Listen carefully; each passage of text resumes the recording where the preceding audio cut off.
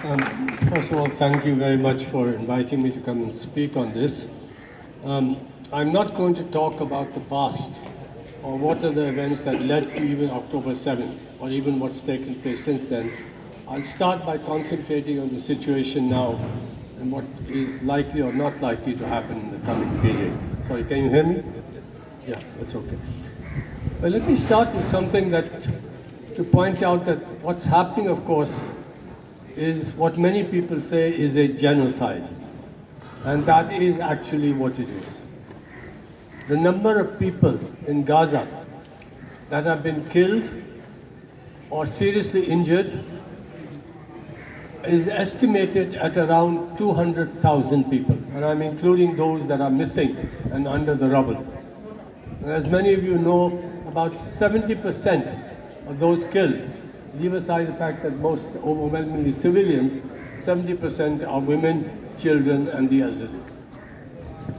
8% of the population, roughly. 8% of the population, to give you some idea what that means. What is 8% of the Indian population? 8% of the Indian population is around 70 million people, 7 crore. This is a genocide that is taking place. But this genocide is different from other genocides that have taken place. It's unique in 3 respects. First, this is a live stream genocide. We are seeing this, and the world and many of us are seeing it on their mobile phones, on their screens all the time. And this has 2 effects. One, it horrifies people and makes them recognize the horror of what's happening. Unfortunately, the other aspect is, because there is such a delusion of images on the social media, those who are not supportive of the Palestinians or others can even become immune to this. It doesn't bother them. That's the tragedy, is there? But this is the first live stream genocide that we're witnessing. Unlike in the Vietnam War, when it was photographed and you saw a young Vietnamese girl running naked, that had a big shock. Now it takes much more to shock people. But nevertheless, this is the first one, and it has shocked so many people, especially young people, including Jewish voices in the United States and elsewhere. The second way in which this is a unique genocide is that this is the first transnational genocide. What do I mean by that? You have had other genocides recently. For example, 1975, after Kissinger gave the green light, the Indonesians carried out a genocide in East Timor. You've had the Khmer Rouge in Kampuchea between 1975 and 1929 carry out a massive massacre, a genocide. 1994, you had Rwanda. But this is a genocide different because in those genocides, the complicity of other governments was that they didn't do anything. They should have done something, but they didn't do anything. In this genocide, you have any number of governments actually participating and helping out in the carrying out of this genocide by giving arms, by providing personnel, and by giving money. And this is something that's quite extraordinary. In fact, you have a kind of strange situation in which after the collapse of the Soviet Union in 1991, you have more and more governments moving towards accommodation with Israel. And the only counterpart to that, or the counter to that, has been, of course, that in civil society, in many parts of the world, Western Europe, North America, many of the Latin American countries, and some of the Southeast Asian countries, you've had ordinary people coming more and more to understand the horror of what is taking place and opposed to Israel. That's not something that you see in India that much. In India, if you speak for the Palestinians, much of the response will be, oh, they must be a leftist or they must be Muslims. And actually, this is not a Muslim issue, nor is it a leftist issue. It's an issue which is so simple and so clear in terms of victims and victimizers. colonize and colonize. So this is your second way in which this is a distinctive genocide. And the third is that this has also been a deliberate ecocide. When the Khmer Rouge carried out its massacres, they didn't try to go finish off the agricultural section or all that section, etc. Here. Here you've had a deliberate process of making water undrinkable, of sewage untreated, of unexploded munitions everywhere, a deliberate, systematic effort to actually finish off the people in Gaza in the long term, if not immediately. Almost all the universities and colleges, the health centers, doctors, all of that has taken place. Even today, in the first phase, when you are having some trucks coming in, the Israelis are making sure that the better quality tents, which can cope with what people have to do when they move north here, are not being allowed, the lower quality tents. They are also making sure that the kind of equipment that is needed to actually drill the waters, which has water there because it's close to the sea, so that people can drink, does not go through. So we have all kinds of problems that are taking place over now, even in the first phase of that place here. So if we recognize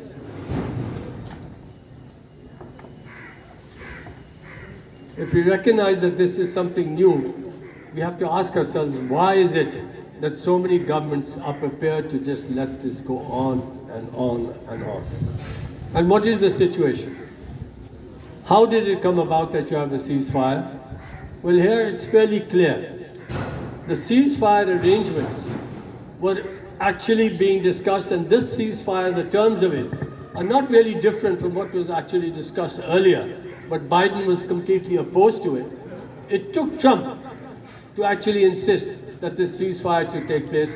And the reason why Trump did this, of course, has to do with his own sense of self-importance and the fact that he wanted to lay down the lines. And of course, you've all heard about the fact that he wants to assert American dominance everywhere, and that you better listen to what I should do.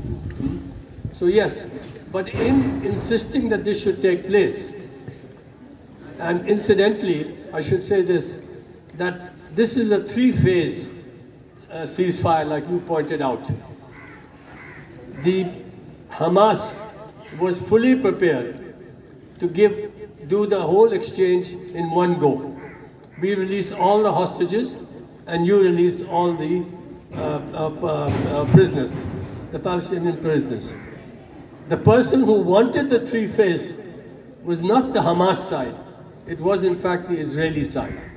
And the Israeli side wanted Netanyahu because he wanted to drag it out as much as possible, because he's worried that if things move too fast, there will be a reaction against him afterwards within Israel, and that he would have problems staying on. And in fact, that was one reason why it was carried out like this. When Trump insisted that you have to have the ceasefire, in my view, and I think this will be borne out quite correctly afterwards, he also gave many carrots to Netanyahu. You all heard Netanyahu say he's the best friend that Israel's ever had. And he did, I'm sure, give many carrots. What were they? Intelligence speculation. Number one, carry on with your annexations in the West Bank. And in fact, these annexations Netanyahu has been carrying out because he also has to assuage the far right within his own government. The Israeli parliament, the Knesset, has 120 members. Netanyahu has 61, 62. Smotrich, the finance minister, who is the head of the religious Zionist party, has 7 members. If he pulls them out, and unlike Gvir, he said that there should not be any second phase, we should be able to move after the first phase. He's worried about that. And his problem is that if he tries to get support from some of the centrist groups, then he has to make a concession with regard to the question of the religious groupings also going in for compulsory conscription. And that is something that the vast majority of the public in Israel is insisting on, but then he would lose the support of a strong religious groupings, etc., separate from those of Smotrich himself. So he's caught in a bind. He would like to prolong matters there. So one, carry on with your annexations. Second, Trump has already removed certain restrictions that the Biden government did on certain of the Jewish settlers in the West Bank who were carrying out certain illegal activities, even illegal by Israeli law, but were carrying out violence here and there. So what he did was some very minor restrictions, like for example, okay, that you won't get a visa to come to the US, and you won't be able to do financial dealings with the US, those particular individuals or groups. They've been removed. A third aspect, of course, apart from the annexations, and this is that he has said very clearly, in my view, he said this in his first term, that you keep the Golan Heights, they're yours. Because of the Syrian conflict, Israel has advanced beyond the Golan Heights. And I suspect that what Trump has said, he said, yeah, that too is yours, it's okay. And a fourth thing, that we will put pressure on Iran. We will put pressure on Iran. Simi here will talk much more about that and with much greater authority than I can. But I think this is something to also keep in mind. And incidentally, you may have noticed or may not have noticed that the Israelis were supposed to get out of southern Lebanon, but have not yet done that fully. So it's even up in the air whether Trump will even say, okay, you have a buffer zone there and you take part of that. So these are all aspects of that. You have also heard, and I said, for example, you've also heard about Trump saying that we will take ownership of Gaza, right? Yes. You heard this. And you've had opposition from so many places here, and including even from, but notice what Netanyahu said. He said he's taken it to another level. Yeah, it's not a bad idea. It's tricky, but why does he say this, and where does this come from? Please remember his first term. In his first term, he actually put forward, through his son-in-law. His son-in-law is Jared Kushner, married to his daughter Ivanka. Jared Kushner is a property developer. And Trump himself has made money from being a property developer. And there they put forward a peace and prosperity plan, which was basically saying, you, Israel, can take more and more of the West Bank. In Gaza, there's no question of the Hamas and others remaining there. But remember that for the religious Zionists, it's Judea and Samaria, that is to say the West Bank, that is much more important than Gaza. But there are differences within the Israeli establishment. Should we allow more and more settlements in the Gaza? Or should we concentrate on Judea, Samaria? And as far as Gaza is concerned, of course, we'll maintain our control over there and we'll see what we can do. That peace and prosperity plan was Israel, you take more and more of the West Bank, you take the Jordan Valley, which means that you dominate the water resources, even as they're doing in practical terms, but that will become legitimized here, that you have all that here, and limited sovereignty. In fact, it's not even sovereignty for the Palestinians. Yes, they will have some place for themselves there in the West Bank. There is no question of any security for them in terms of Israel will dominate the security situation. Israel will decide the foreign policy. Israel will have control over the airspace. Israel will have control over the electronic magnetic spectrum. And they will have something far less than even limited sovereignty, even the worst kind of Pakistan. That's all that was being offered. That was there. So let's not be entirely surprised that there is this kind of a thinking and that reassertion that they have. But what's going to happen in Gaza? And this is something that's very important. We've now reached the beginning of the second phase. In the second phase, you're supposed to have all the hostages released, dead or alive, and the Palestinian prisoners released, and Israel to withdraw completely from Gaza. At the moment, they're about 700 meters here, and they're still controlling the Philadelphia corridor, the Rafah crossing, and allowing certain trucks to go in and others not to go in, and so on. And yes, they've allowed certain people to go in into the northern part where they're here, but slowly. They're still putting restrictions of various kinds on what can go through and all, and all of that is going on. Will they withdraw? It's a question. Once the hostages are released, and even the far right in Israel is prepared to wait until the hostages are released, Hamas loses its most important point of leverage. What then? The negotiations that are taking place are supposed to be taking place for what kind of a government should be there in this period, in the second phase. And the third phase, which is supposed to be of reconstruction dramatically. Well, the interesting thing there is that if Trump is now talking about this being a place where we can carry out mass reconstruction on, it seems to suggest, we'll have to wait and see, that maybe he doesn't want that kind of reconstruction to take place, but that he wants to set the terms of reconstruction. And he's even suggested that we may even consider sending American troops there. Now, this would be very tricky for him to do that. One of the reasons why he even pressed to have a ceasefire is to remember that in his first term, he also had he was responsible for establishing the Abraham Accords. And Trump thinks in different ways. He's very concerned about economic development for himself and for the United States of America. He's very concerned about status for himself. One of the reasons why he also has talked about having some kind of a peace in Ukraine or having some kind of peace here and all is because he was very, very annoyed and angry that Obama got the Nobel Peace Prize. Of course, no American president deserves the Peace Prize. It's a ridiculous thing. But the point is that if he actually carries out some kind of a deal on Ukraine, you can be sure along this that his name will be put up for the Nobel Peace Prize.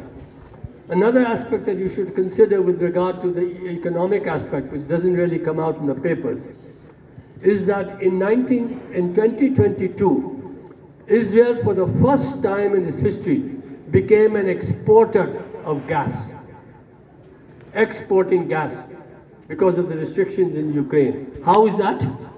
Because it controls two gas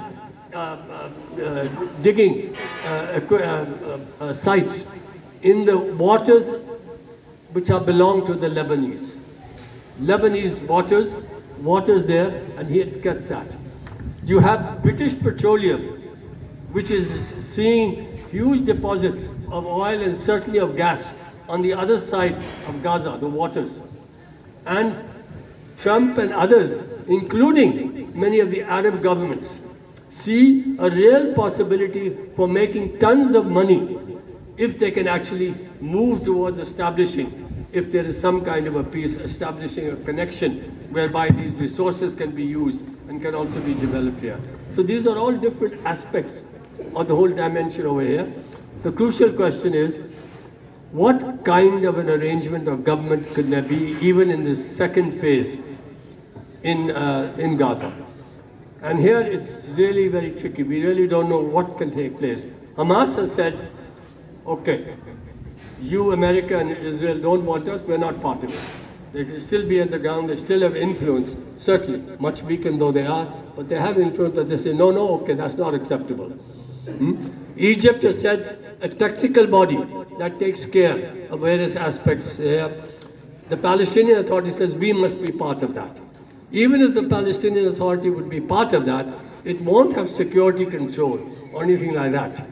And here comes a very important question. What will be the security dimension of whatever arrangement is made in Gaza?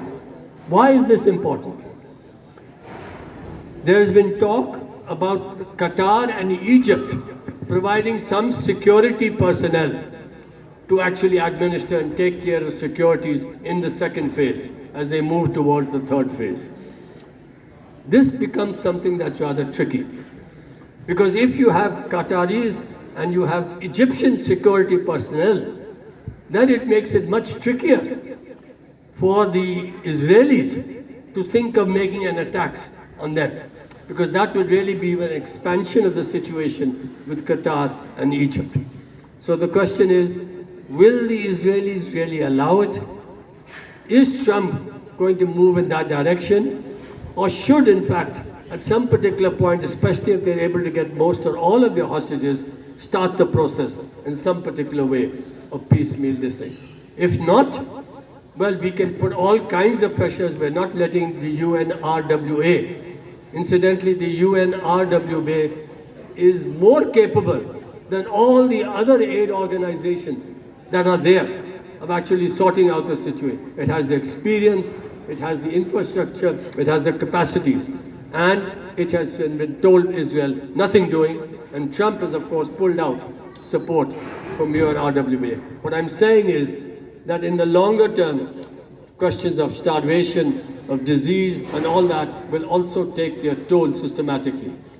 That is, if you like, the least that Israel thinks that it can have, but it could want more. And therefore it's an open question as to what exactly should take place. I honestly cannot say what is going to happen in the two phases here. I would suspect that they will want most or all of their hostages to come back. And then we will have to see what you hear. And here, Trump can play an important role, because Trump will have to decide, does he want to go whole hog with Israel, even though he's totally supportive of them, or does he have to balance this with regard to what the other countries like Saudi Arabia and others think in that area, and what they think here? Because they have made it clear that they don't want this thing here. And it's not as if the governments of these Arab countries, or even of Iran, others, are deeply committed to the Palestinian people of the cause. Please forget about that. That's not the case. There's a profound difference between their publics and the governments that take place. Please notice that they all met earlier on when the genocide was taking place. Did they decide to use the oil weapon to put pressure on the West or on Israel, or on the West and therefore on Israel? No. Has any country which was part of the Abraham Accords resigned from it or withdrew from it? No. Verbally, here, money to UNRWA here, all that, okay. But that's basically it. Yet, they recognize that there is a real danger for them if, in fact, they are not able to show to their public that they are supportive in some way of the Palestinian cause. And that's something that Trump will have to think about also in terms of how he actually operates at the more geopolitical level, in terms of how far is he going to go with actually pushing and helping the Israelis. So, for example, the Jared Kushner Peace and Prosperity Plan, for what I just mentioned earlier, that took place in his first term, it hasn't got anywhere. Is he going to try to push that again? What exactly is he going to do? Don't forget that earlier on, the Americans built a pier on the other side of the coastal, which they could also use for various cases. I'm afraid we will just have to wait and see in many ways what is likely to take place here. What is clear is that Hamas has not been smashed. And when we talk about Hamas, we should make a distinction between its Qasim brigades, and to also recognize that it's not just the Qasim brigades, but you also have the Islamic Jihad, and it's not just the Islamic Jihad, but you also have three, four secular military groups of much smaller levels also. The PLPF, the DLPF, the brigades, Jibril brigades, and so on. They've all been part, all that's dominant here. Are they going to be satisfied with this kind of a situation, or do they feel that they can move ahead here? So like others, I'm going to wait and see. I can't really say here. A lot depends upon how much pressure that we can, other countries will be able to put. What is clear is that Trump's plan of buying is not something that's going to take place straight away, or even perhaps at all. But it's something that he's using as a point of leverage. He may mean it. We'll have to see how far it goes. But the terrible thing, the worrying thing for me, is that the positives, politically speaking, of what happened since in the last period. The positives are that the Palestine issue has come back on the front. It's now an important issue because earlier it was forgotten, it was ignored. That's why you could have the Abraham Accords, you could have all that. It was just ignored here. Now it's not that. Okay, that's a political gain at a terrible price. The Palestinians have had to pay for that.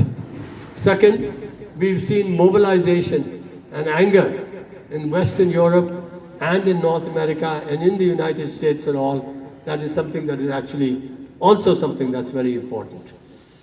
All governments want to do two things. All governments, Indian government, all governments want to. They want to have maximum freedom to carry out what policies they decide upon. And then they rely on academia and media to say, oh, this is in the national interest. Huh? This phrase, national interest, is a fraud in so many ways. I had to teach this stuff, and believe me, I had great difficulty teaching it, hearing it here. But anyway, we can talk about that later. But this, what was my point just now? National interest. Oh yeah, governments want two things. One, they want the maximum freedom to do what they want. Second, is they want people to accept and legitimize that. Even dictatorships want that. And what these movements do is that they operate at this level in terms of denying them that legitimacy. And if they are big enough and strong enough, then sometimes they can even influence policy. And you have to consider this factor. And for all the weaknesses of American democracy, in many ways it's still stronger than what we have here. These things are important, and of course you have a more federal situation, all that here. So we'll have to wait and see. But you've seen that all the allies have said, no, no, no, no. They're talking about, oh, we want a two-state solution and so on. I don't want to talk for too long. There are many things that one can say here. So about the second and third phase, I've already said what I have to say about this situation here. What about the Palestinian cause and how can it move forward? Now here's something that we have taken in mind. I said the positives was come back, and the positive is of course that you have now this mass support for Palestinians in a way that you never had earlier. The negative dimension is not just the number of Palestinians killed, but one will have to make an assessment as to overall, at least in the shorter term, isn't it Israel that is gained in a certain sense? And when you see the fact that most governments had not been prepared to put pressure on that, then it would suggest that at least in the shorter term, even though they have long-term and medium-term problems of various kinds, one can also speak about that, is that has the relationship of forces shifted against the Palestinians or in favor of the Palestinian cause? My own view is that if you are going to seriously shift the relationship of forces in favor of the Palestinian cause, you must not separate the Palestinian cause from other dimensions. And what I mean by that is that I've said that Israel's genocide is unique. Israel is also unique in so many other ways. It is unique in the sense that it has carried out the longest running illegal military occupation of the last 150 years, sustained by the most brutal forms of overt and covert violence. It is the only so-called democracy that has the most terrible law, worse than the OAPA in India, the administrative detention law, in which you can just jail anybody for 6 months and extend it. You do not have to give any charge, you do not have to give any evidence to get it done. OAPA, you do have to give a charge, at least, and so on here. And has carried out this thing here. It is the only member of the United Nations that does not give an official map to the United Nations delineating its borders. India and Pakistan both give maps to the UN saying the whole of Kashmir is ours. But Pakistan does not claim Amritsar and India does not claim Rawalpindi. But Israel does not give any map. It is the only state in the world that is not a state of its citizens. It is the state of the Jewish people everywhere in the world, But non-Jews in its own country cannot have the same rights here. The Islamic State of Saudi Arabia, the Islamic State of Pakistan, Malaysia, etc., are not the state of all Muslims. They're the state of the Malays, the Malaysians, of the Saudis, and so on. And Israel is the only settler colonial apartheid state remaining. There have been three kinds of settler colonial states in history. The first kind, North America, Oceania, South America. Wipe off the indigenous population. The second type, South Africa, Morocco, Zimbabwe, Algiers, so on. A minority settler state, settler colonial, settler group dominates a majority, and there the end result has been liberation, independence, which is one of the greatest democratic advances of the 20th century, even when dictatorships emerged, because now it was not the colonial powers here. This is the only settler colonial, only apartheid state, de jure apartheid state in the world today. And it is a settler colonial state of a third type. It is not like your second type. Even though it would like to be the first type, it's now extraordinarily difficult for it to do that. It would like to see if it can do so in Gaza as much as possible. It's trying to do the same thing in the West Bank, but there are limits in this era of how far it can go. And one of the extraordinary things about the Palestinian people is that generation after generation after generation, they keep on fighting to be here. They say, we want justice for us. We're not going to give up. How can they move towards justice? I would suggest, my view, 3 or 4 things. First, we have to respect the right of self-determination of the Palestinian people. Whether they want a 2-state or whether they want a 1-state, it's up to them. But even within the Palestinians, you have more and more people saying that, look, forget about this 2-state, because all that's going to be given is some kind of a ridiculous Bantustan type solution, which is not going to last. And by all means, when everybody talks about 2-state, whether it's Tama, whether it's India, whether it's this, that, etc., they're all saying that we will accommodate to this 2-state, you just sort it out some way or the other. And the relationship of forces are such that even Trump is saying the Jared Kushner plan, this is the kind of thing you better settle for it. It's up to them, but many more Palestinians are saying no. How do you change the relationship of forces? My own suggestion, and this is what not my own, but many are saying, focus on the apartheid character of Israel. Fight for rights. Fight for equal rights. Fight for rights. And what does that mean? The occupation itself has to be carried out with certain rights. You fight for those rights as well as fighting for greater equality of different kinds. And this is something that will be much more difficult for the American pro-imperial powers and even the liberal imperialists and others in the United States to be able to stomach. Because then you're saying, we are not representing any kind of a threat to Israel. In fact, my view is that in some cases, even as you have the right to use armed struggle to fight against it, in some cases it's helpful. In this case, it's not helpful. Not as an offensive strategy. Of course, if somebody is coming to try to, at your home or something, of course you defend yourself as much as you can. But as a strategic offensive, the Hamas perspective, and incidentally, even when you talk about Hamas moved away from its own perspective. It's moved away from some of the negative, but not all of the negative aspects of its social and political program. But you've had a move in the opposite direction towards religious extremism within Israel itself. But Hamas, let us say, in 2006, actually was elected to power within the Palestinian Legislative Assembly.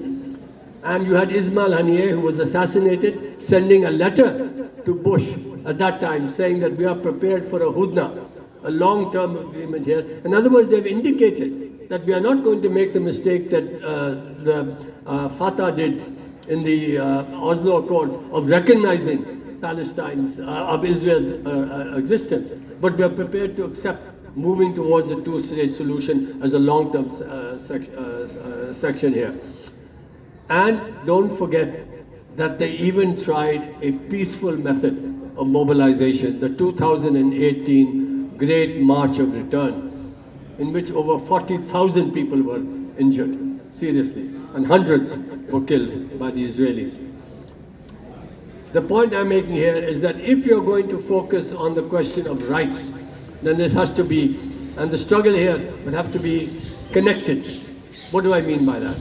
In 2021, you had the Unity Intifada, when for the first time there are upsurges by Palestinians within Israel, the green line of Israel, for equal rights.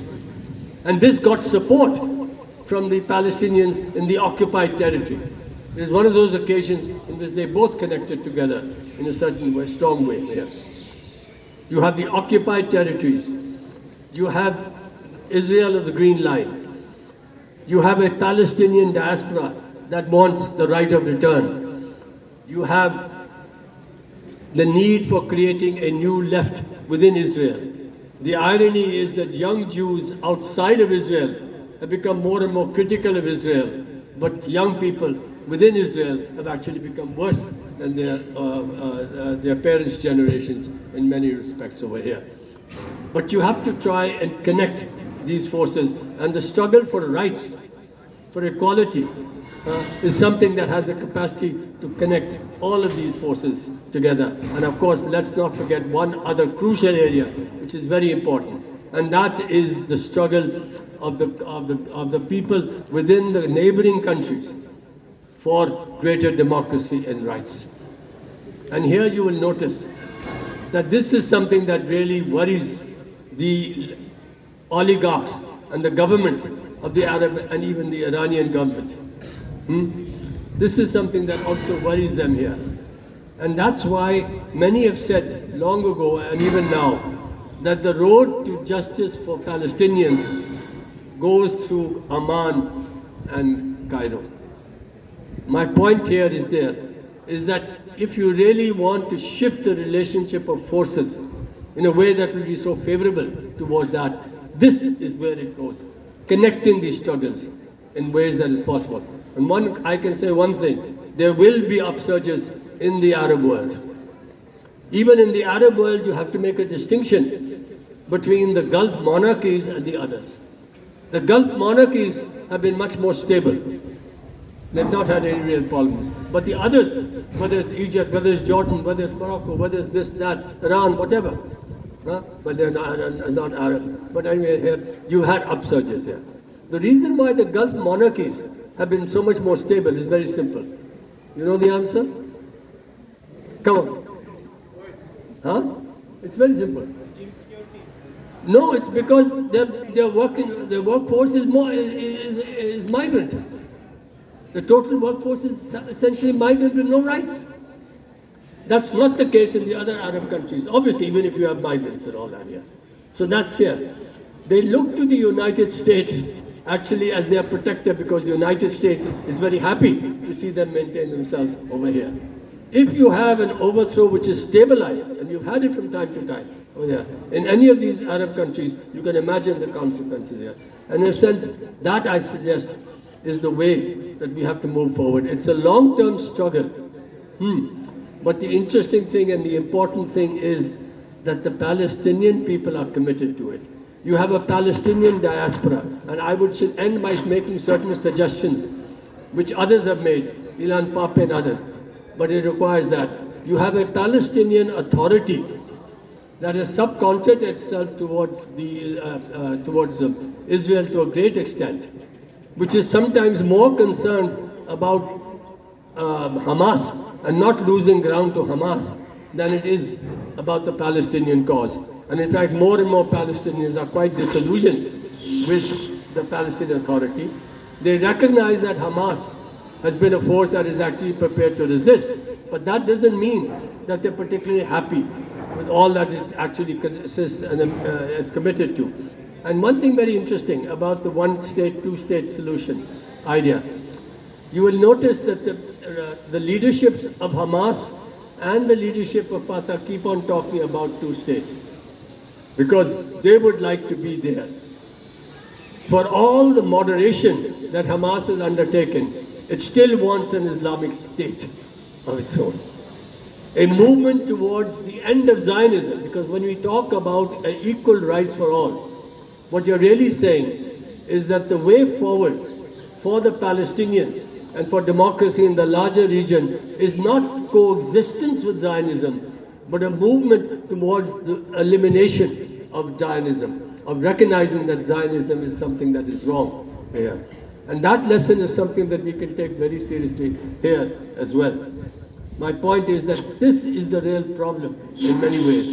And the situation is that if you want to change the relationship of forces, which remains favorable to Israel as far as governments are concerned, you have to have this longer struggle. Unfortunately there, and what can we help in that? The question of a new kind of leadership of the Palestinians. There has not been for decades now the yearly meeting of the PNC. The PNC is the executive body of the PLO. The PLO is an umbrella organization of all the forces that defend the Palestinians. You had the Chinese getting the Hamas and Fatah to agree that we should come together, but no timetable, no implementation mechanism, and the Chinese are only doing it because they want an entry into their hair. It's not as if you should be very impressed by the Chinese. Incidentally, in that respect, can I just tell you something? Which is the country that gives most, is the number one supplier of armaments and defense equipment to India? Russia. Which? Russia. Which is the second most important supplier of defense equipment of all kinds to India? Israel. Which is the number one supplier of arms to China and defense equipment to China? Russia. Which is the number two supplier of arms and equipment to China? Israel. Because it will give China what the United States will not give it. So let's understand all this, this reality here. If you are committed to the question of justice, of moral decency and all, you cannot but be supportive of the Palestinian cause, and that means this kind. So one, the Palestinian PNC should meet as it's committed to being meeting, and half the positions of the Palestinian PNC should be given to the diaspora. You now have as many Palestinians outside of the occupied territories as you have inside the occupied territories and in Israel. And this connects both the Palestinian diaspora, which is now going to play a more important role than before here, to the struggle. That's one. Second, we need new elections for the presidency. And if there are new elections for the presidency, Abbas will lose. And a very significant candidate would be either Mustafa Barghouti of the Palestinian National Initiative, or if Marwan Barghouti was to be released, as Hamas has been asking for here, then he would be the most important choice. And a new presidency here, something that's very important. And of course, elections. Since 2006, no elections to the Palestinian Legislative Assembly, the Palestinian Authority. What we're talking about is a new perspective, a new leadership for the Palestinians within that, and the necessity to connect all of these struggles together. What can we do in India? What we can do, of course, is that we have to do it primarily two things. One, to connect in whatever way we can to give support and to give morale to the Palestinian people.